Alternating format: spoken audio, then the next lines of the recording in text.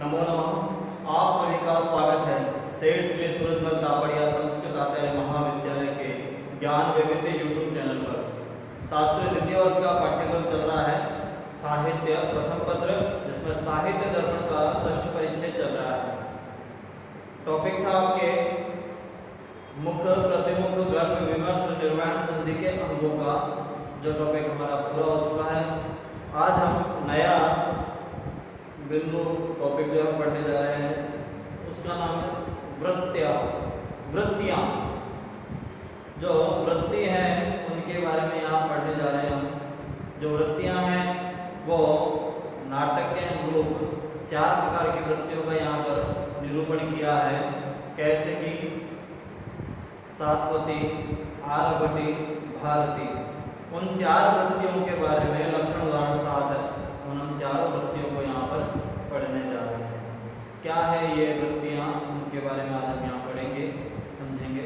तो पहले हम ये समझें कि वृत्तियों का क्या उपयोग है, वृत्तियाँ कौन कौन सी हैं, और वृत्तियों के बारे में इन 4 के बारे में पहले हम सामान्य ज्ञान से जानेंगे। तो देखिए, श्रृंगारे, कैशिकी, वीरे, सात्वती, आरभटी, पुनः रसे, रौद्रे च विभत्से च वृत्ति सर्वत्र भारती। 4 वृत्तियां बताई। इन 4 वृत्तियों को रस के अनुरूप बांटा हुआ है। श्रृंगार रस के लिए बताया कैशिकी वृत्ति।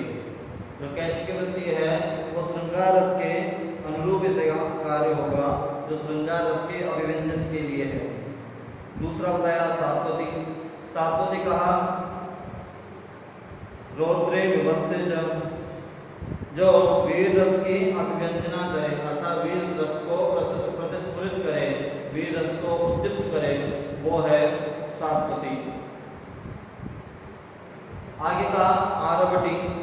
तो आरभटी के लिए कहा रौद्र और विभत्स रस को प्रतिपादन करने के लिए। जो रौद्र रस है और जो विभत्स जहाँ पर जुगुप्सा होती है, रौद्र जहाँ पर क्रोध की उत्पत्ति होती है, स्थायी भाव, और विभत्स जहाँ पर जुगुप्सा की उत्पत्ति होती है, घृणा जहाँ पर होती है, वो विभत्स। तो आरभटी का काम है विभत्स और रौद्र का प्रतिपादन करने का। इसके बाद कहा भारती। भारती के लिए कहा सर्वत्र भारती। भारतीय वृत्ति जो है वो सभी जगह पर रहेगी, सभी रसों से जिसका संबंध रहेगा उसे कहा भारती। तो सामान्य रूप से आप चारों के विषय में जान चुके हैं। कैशिकी वृत्ति जो कि श्रृंगार रस से संबंधित है, श्रृंगार रस को अभिव्यंजन करने में, श्रृंगार रस को उद्दीप्त करने के लिए कैशिकी वृत्ति का प्रयोग होता है। कैशिकी वृत्ति जहाँ होगी अर्थात वहाँ पर श्रृंगार रस की अभिव्यंजना हो रही है। सात्वती जहाँ पर होगी, सात्वती वृत्ति होगी, तब क्या होगा, वीर रस का प्रतिपादन किया जा रहा है। और आरभटी है तो रौद्र और विभत्स रस की प्रतीति कराई जा रही है। और भारती सभी रसों में, अर्थात जो 8-9 रस हैं उन 8 रसों में विराजमान रहेगी, वो है भारती। तो ये 4 वृत्तियों के बारे में। अब जब आप कोई नाटक पढ़ते हैं, मान लीजिए श्रृंगार रस प्रधान नाटक है, तो वहां पर आपसे पूछा कि इस नाटक में किस वृत्ति का प्रयोग किया गया है मुख्य रूप से, तो वहां पर जैसे कैशिकी वृत्ति का। कोई वीर रस प्रधान नाटक है, वहां पूछा गया कि कौन सी वृत्ति है, तो आप बता सकते हैं सात्वती, क्योंकि उस रस के अनुरूप उस वृत्तियों का यहाँ पर बताया गया। तो अब यहाँ पर देखिए फिर हमें कहा कि आगे कहा चतस्रो वृत्ति और हेता सर्वनाट्यस्य मातृका सर्वस्य नायिकादि व्यापार विशेषा नाटकादिषु। अब इनके लिए कहा कि भरत मुनि ने कि जो नाट्यशास्त्र वृत्तियों का जो बड़ा विशद और विचारोत्तेजक वर्णन किया है इन्होंने यहाँ पर।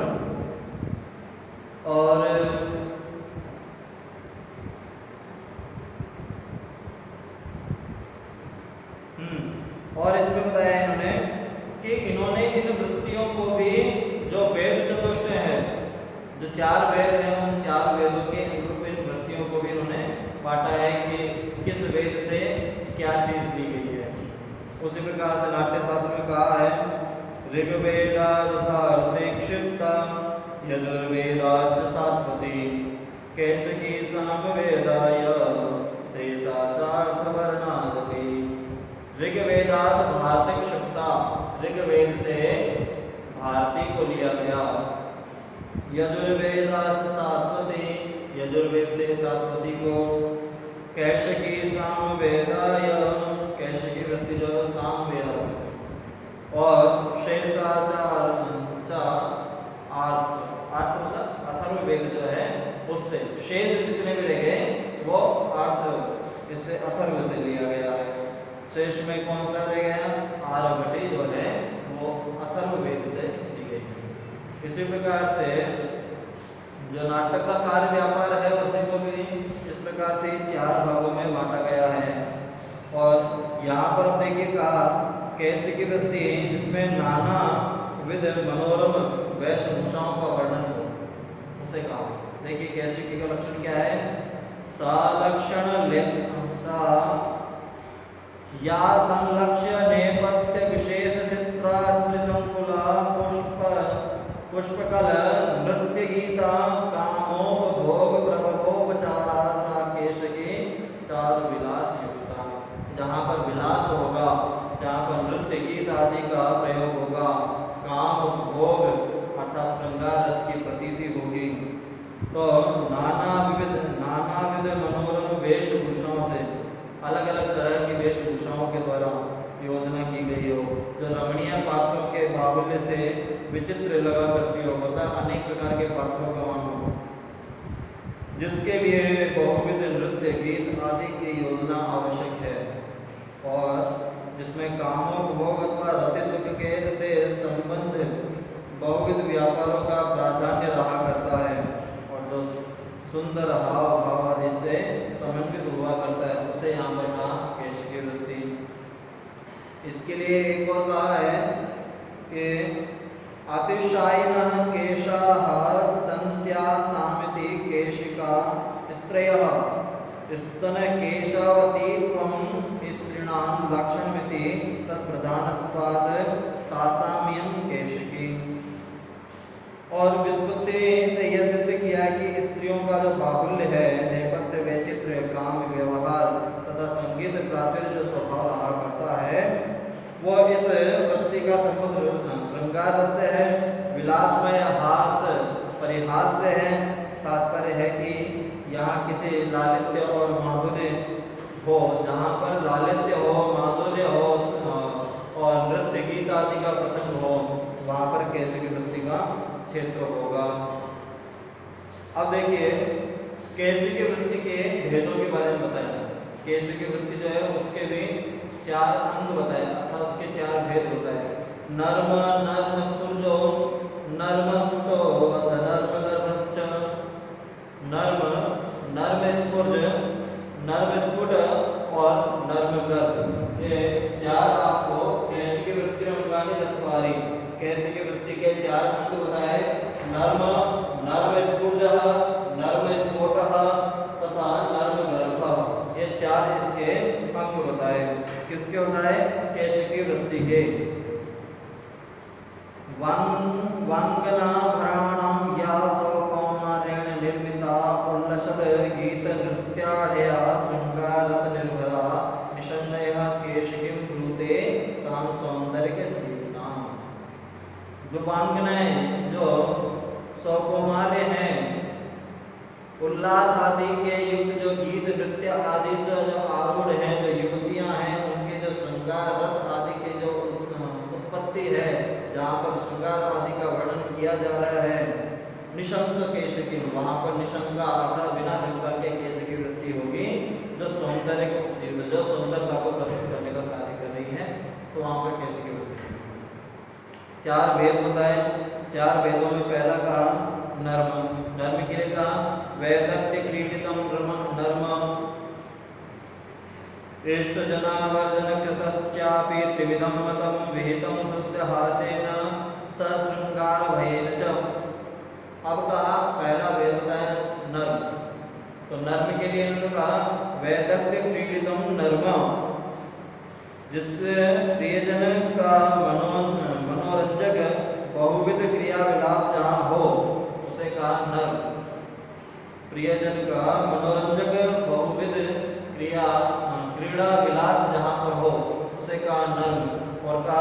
त्रिविधम मतम, ये जो नर्म है वो भी 3 प्रकार का होता है। जो ये नर्म बताया उसके भी 3 प्रकार बताए, कौन कौन से? एक बताया केवल हास परिहास, जहाँ पर सामान्य रूप से जहाँ पर हम हंसी मजाक करते हैं उस प्रकार का हास परिहास। दूसरा श्रृंगार गर्भ हास्य लीला, जहाँ पर श्रृंगारिक चेष्टाओं के लिए हास्य लीला की जाए, एक दूसरे को किसी प्रकार की मस्ती करके छेड़ना या श्रृंगारिक क्रियाओं से उसको उत्तेजित करना और उसमें हास परिहास करना, उसे कहा श्रृंगार युक्त गर्भ हास्य लीला। दूसरा कहा भय मिश्रित हास्य लीला, किसी को डरा कर धमका करके डराना और उसकी मजाक बनाना या उसे हंसाना, उसे कहा भय मिश्रित हास्य लीला। तीनों का यहाँ पर उदाहरण से समझा रहे हैं नाटकों के प्रसंग में। पहला उदाहरण जो यहाँ पर दिया है आपको, वो उदाहरण दिया है हास परिहास का। नाटक है रत्नावली। रत्नावली में वासुदेव ने उदयन और रत्नावली सागरिका, जो उदयन और सागरिका का चित्र फलक देखा। एक फलक पे एक तरफ उदयन बना हुआ है और दूसरी तरफ उसके पास में ही सागरिका का चित्र बना हुआ है। तो उसे देख करके वासुदेव कह रही है, चित्र फलक को देखकर हंसी के साथ हंसते हुए कह रही है, यह जो तुम्हारे पास खड़ी चित्रित की गई है, क्या यह भी आर्य वसंतक का ही काम है? आर्य वसंतक जो विदूषक हैं, तो राजा उदयन को कह रही है कि यह जो चित्र बनाया है आपके बगल में, ये भी क्या आपके मित्र विदूषक का काम है? ऐसा करके व्यंग भी कर रही है और उसे उसकी मजाक भी उड़ा रही है। तो यहाँ पर जो है वो क्या है? हास परिहास, नर्म का पहला है। दूसरा है शकुंतला का। शकुंतला दुष्यंत से कह रही है कि यदि यह मधुकर असंतुष्ट रहा तो क्या कर लेगा? मान लीजिए वो मधुकर जो है शहद पी रहा है, वो अगर असंतुष्ट रहा तो क्या कर लेगा? ऐसा शकुंतला उस भंवरे के लिए कह रही थी। राजा उसके पास खड़ा था दुष्यंत, उसने कहा कि ऐसा कर लेगा, ऐसा कर लेगा, यह कर लेगा कह करके, और उसने जो शकुंतला है उसके मुख पर चुंबन कर दिया। तो ये हुई यहाँ पर श्रृंगार हास्य लीला। श्रृंगार गर्भ जो हास्य लीला है वो मजाक कर रही थी, उसने ऐसे प्रश्न किया और राजा ने उसका चुंबन करके उसको कहा कि इस प्रकार का होगा। तो ऐसा उसकी मजाक करना। तीसरा भय मिश्रित जो है उसके लिए यहाँ पर प्रसंग दिया रत्नावली का ही, कि सुसंगता चित्र देख लेने पर राजा को डराते हुए कहते हैं कि मुझे यह सब और यह चित्र सब कुछ पता चल गया है, अब मैं महारानी को जाकर बताती हूँ। ऐसा डरा करके बोलना जो है उसका, वो यहाँ पर भय मिश्रित हास लीला कहा। अब दूसरा कहा नर्म स्फुर्ज, जो कैशिकी वृत्ति का दूसरा भेद है नर्म स्फुर्ज, उसके बारे में बता रहे हैं। नर्म स्फुर्ज सुखारंभो भयांतो नव संगम, नव युगल कोई मिल रहा है, नया उनका संगम हो रहा है और उस संगम में सुख प्राप्त वो कर रहे हैं और अंत में भय को प्राप्त कर लें प्रतिनायक के द्वारा किसी और वजह से, तो उसे कहा नर्म स्फुर्ज। प्रेमी प्रेमिका का ऐसा नव संगम कहा गया जहाँ आरंभ में आनंददायक और अंत में प्रतिनायक के कारण भय का जनक जो हुआ करता है, उसे यहाँ पर नर्म स्फुर्ज का हुआ। उदाहरण दिया इन्होंने मालकाग्निमित्रम के प्रसंग का। मालकाग्निमित्रम कालिदास का एक नाटक है, जैसे कि शाकुंतलम अभिज्ञान शाकुंतलम नाटक है, उसी प्रकार से मालकाग्निमित्रम भी कालिदास का ही नाटक। नायक तेरा विसृज्य सुंदरी संगम साध्यम ननु चिरात प्रवृत्ति प्रणयोन्मुखे परिगृणात् गते सहकारतां त्वमते मुक्तलता चरितम मयि। नायक ने संकेत स्थान पर अभिसारिणी मालिका से मिलने पर, नायक जो नायिका है मालिका, उसको मिलने के लिए बुलाया और जिस जगह मिलने के लिए बुलाया वहां पर आने के बाद राजा उसको कह रहा है कि प्रिय, इस प्रेम मिलन में तुझे भय क्यों हो? मैं तो पता नहीं कब से तेरे प्रेम का पुजारी हो गया हूँ।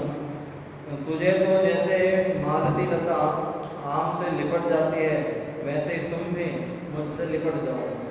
तो मालविका कह रही है कि प्रियतम मैं क्या करूं, महारानी का डर मुझे ऐसा लग रहा है कि मैं अपनी ये कामना भी पूर्ण नहीं कर सकती। तो यहाँ पर जो प्रियतम अग्निमित्र से मिलने के लिए एकांत में पाकर उससे सुंदरी कहने पर हर्ष और देवी के स्मरण से भय का कारण जो है मालविका का रोना स्फुर जाए।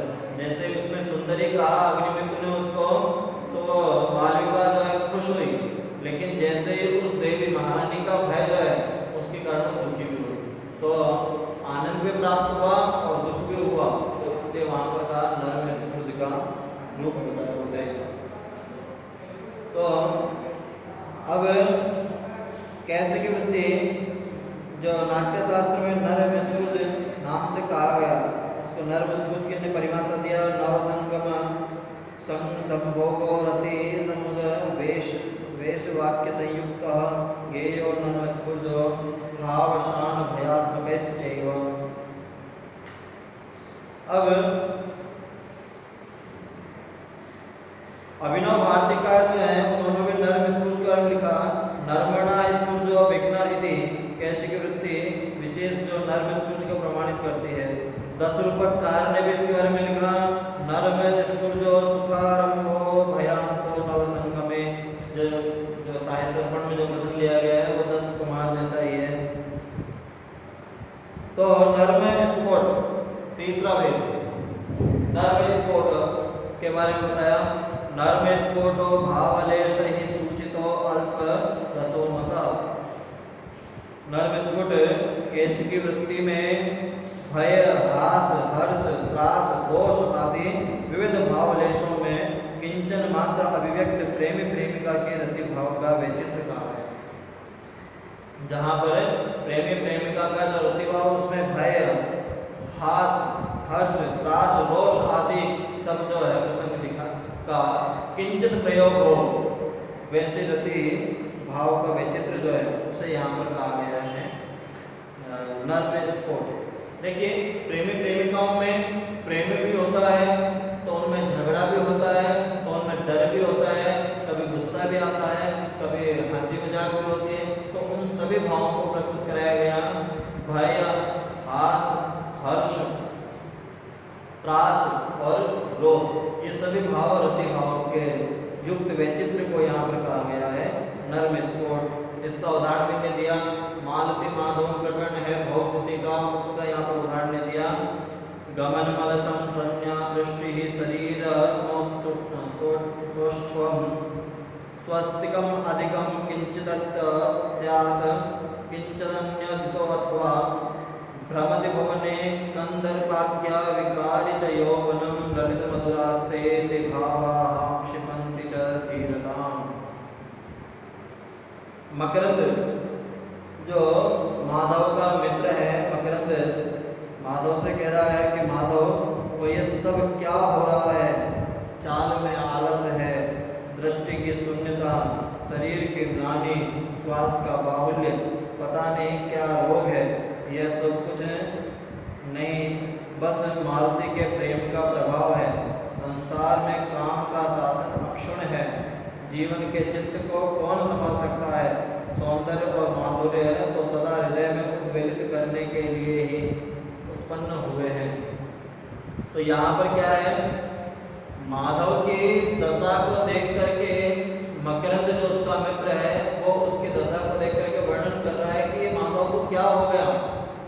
एक हिंदी फिल्मों में गाना है, ना भूख लगे ना प्यास लगे, तो उस प्रकार का कि ना तो इसके मन चित्त एकांत में, इसका मन जो है वो एकाग्रचित है, ना ही किसी प्रकार के काम में अपनी संलग्नता दिखा रहा है। चाल में इसके आलस दिख रहा है, दृष्टि इसकी शून्य है, शरीर इसका एकदम मलिन हो रहा है और श्वास का बाहुल्य है, और ऐसा लग रहा है कि पता नहीं ये इसको कोई बीमारी हो गई, कोई रोग हो गया हो। लेकिन ये रोग कौन सा है, ये प्रेम रोग है उसको, और वो किसके प्रेम में लिप्त हो गया है, उस मालती के प्रेम में लिप्त हो गया है। और फिर कह रहा है कि संसार में जो काम है वो शासन अक्षुण्ण है, जिसका क्षीण नहीं हो सकता। जीवन के चित्त को कौन संभाल सकता है जब उसको प्रेम का रोग लग जाए। सौंदर्य माधुर्य तो सदा हृदय को उद्वेलित करने के लिए ही उत्पन्न हुए हैं।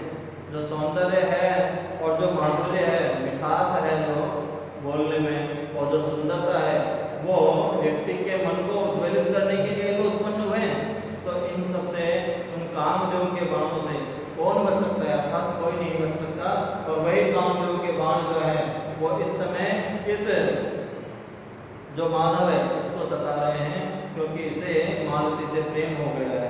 तो ऐसा यहाँ पर जो वर्णन है उसमें उसको भय भी है, आश भी है, हर्ष भी है, त्रास भी है, सभी चीजों का समावेश वहाँ पर है, इसीलिए वहाँ पर इस प्रकार का वर्णन कहा। और अंतिम कहा, चौथा वेद जो है वो कहा नर्म गर्भ। नर्म गर्भ के लिए कहा नर्म गर्भो व्यवहिते नेतु प्रच्छन्न वर्धिनः। कैसे की वृत्ति का वह वेद जिसमें छद्म वेशधारी प्रेमिका प्रेमिका के साथ प्रेम व्यवहार कहा गया है। जहाँ पर छद्म वेश धोखा जहाँ पर किया जाए या किसी और किसी के धोखे में किसी और से प्रेम हो जाना है, छद्म वेश धारण करना। उदाहरण दिया पर मालती माधव का, तत्रैव सखी रूप धारिणा माधवेन मालत्या मरण व्यवसायम आवरणम। देखिए इसमें छद्मवेश मतलब किसी और के धोखे से किसी और से मिल लेना, इस प्रकार का वर्णन दिया। तो मालती को ऐसा बताया गया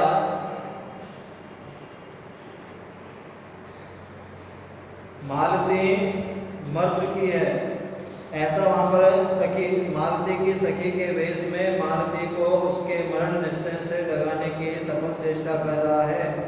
उस वृत्तांत में यहाँ पर मालती माधव का छठे अंक का वर्णन दिया गया है कि मकरंद जो है वो मालती की सखी है, उससे प्रेम करता है और छद्मवेश में वहाँ पर मालती के रूप में जाकर के सो जाता है।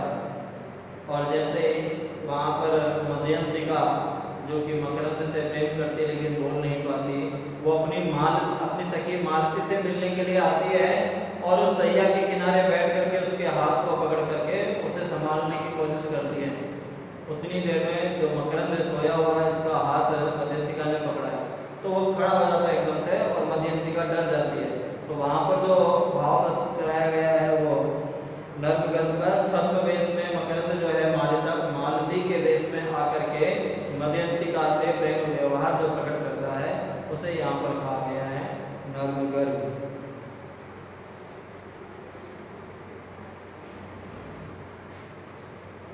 अब आपका दूसरा जो भेद है वो है यहाँ पर सातपति।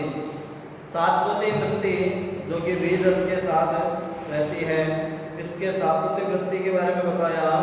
सातपति बहुला सत्व सौर्यत्य त्याग दया दहे सहर्षा क्षुद्र श्रृंगारा विशोका साधुता तथा।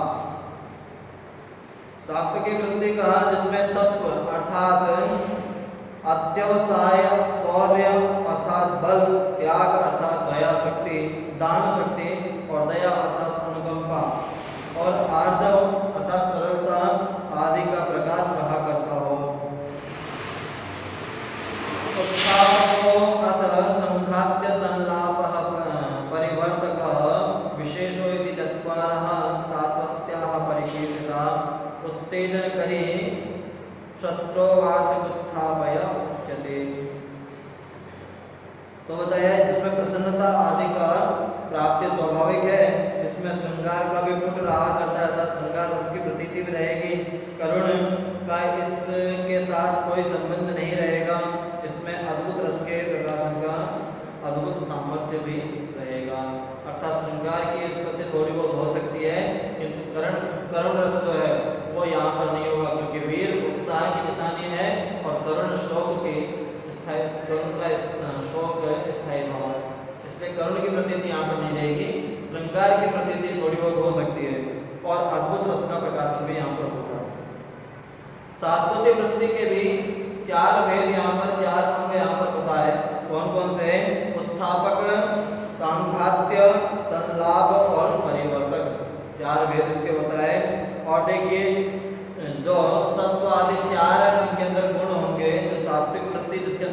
चार गुण होंगे सत्व, सत्व अर्थात अध्यवसाय, शौर्य, शौर्य अर्थात बल, त्याग, त्याग अर्थात दान शक्ति, और दया अर्थात अनुकंपा रूपी जो भाव है, और आर्जव,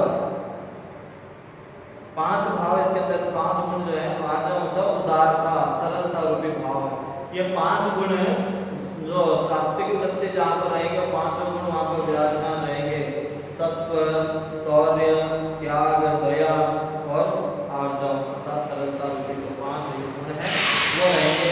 और सात्विक वृत्ति के चार भेद हैं, वो है उत्थापक, संघात्य, संलाप और परिवर्तक। ये चार इसके यहाँ पर अंग बताए गए, किसके? सात्विक वृत्ति के चार अंग आपको बताए गए। तो आज के लिए इतना ही। अगले भाग में हम सात्विक वृत्ति के इन चारों भागों, जो चार भेद हैं, इन भेदों के बारे में पढ़ेंगे और इसके बारे में जानेंगे, उदाहरणों को पढ़ेंगे कि किस प्रकार से चार भेद जो है नाटक रूप में रसों की सहायता करते हैं। तो आज के लिए इतना ही, धन्यवाद।